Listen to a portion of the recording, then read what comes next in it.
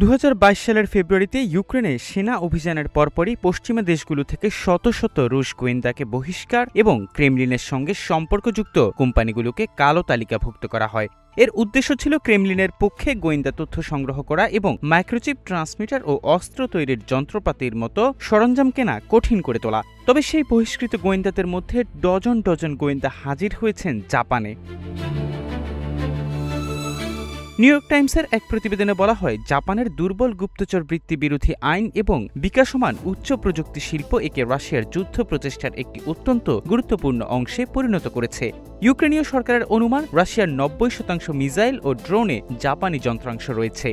রূপায়ণ lake castle, welcome to the land of piece.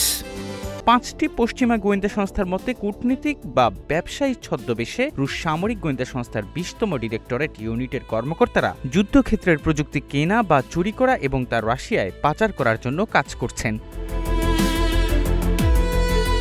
ইউক্রেনের বিরুদ্ধে রাশিয়ার যুদ্ধে টোকিও স্টেশন গুরুত্বপূর্ণ ভূমিকা পালন করছে।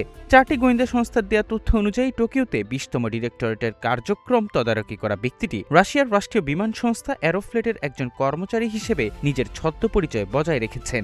অ্যারোফ্লেটের টোকিও অফিসটি জাপানের ন্যাশনাল পুলিশ এজেন্সির সদর দপ্তর থেকে মাত্র ১০ মিনিটের হাঁটা দূরত্বে অবস্থিত, যা গুপ্তচর বৃত্তির তদন্ত করে থাকে। পশ্চিমা গোয়েন্দাদের মতে ওই বিমান সংস্থার অফিসের ২২ তলায় বসেই টোকিওতে থাকা ২০তম ডিরেক্টরেটের সেই ব্যক্তি তার মারাত্মক অভিযান পরিচালনা করছেন। তার নাম ম্যাক্সিম ভ্লাদিমিরোভিচ ফিলচানকভ। ফিলচানকভ জাপান থেকে রাশিয়ায় পণ্য পরিবহনকারী লজিস্টিক কোম্পানিগুলোর সঙ্গে সম্পর্ক গড়ে তুলতে শুরু করেন যখন তিনি জাপানে আসেন।